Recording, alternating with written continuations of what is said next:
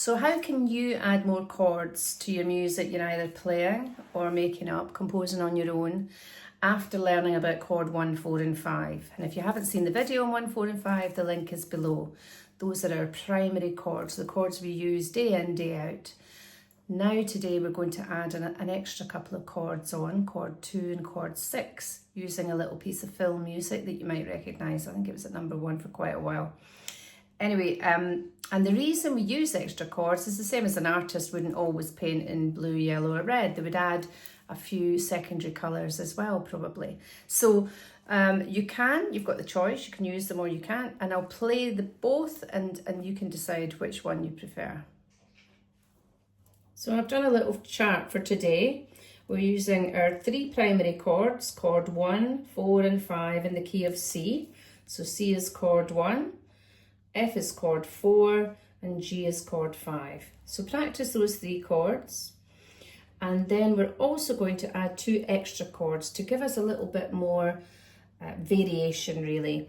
And we can use these. Chord 2 is obviously D. You think, why obviously, Anita? Well, C is chord 1, so the next note up in the alphabet is D, so that must be chord 2. Using that logic, obviously A is going to be chord 6, C, D, E, F, G, A. In both cases, you'll see a little M, and you might say, why have you got a little M there? It's because they're minor chords. They sound a little bit sad, they don't have a sharp. So it's just D minor and A minor. Now that will make all the difference when you're playing your own pieces. So if you composed a piece just using F's and G's, perfectly acceptable, perfectly reasonable. But if you add in D minor or A minor, back to chord 5, then it just gives you a few extra sounds.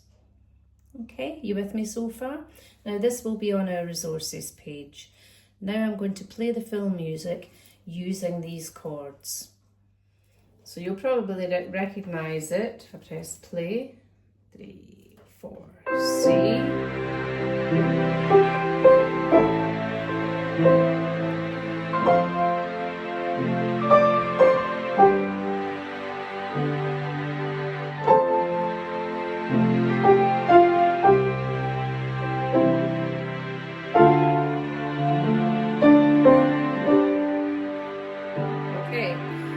Going to stop there, and that was C, chord 1, chord 6, A minor,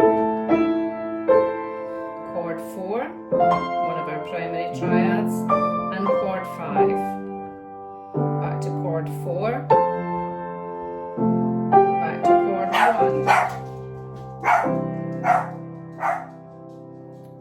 Ignore that. Chord 2.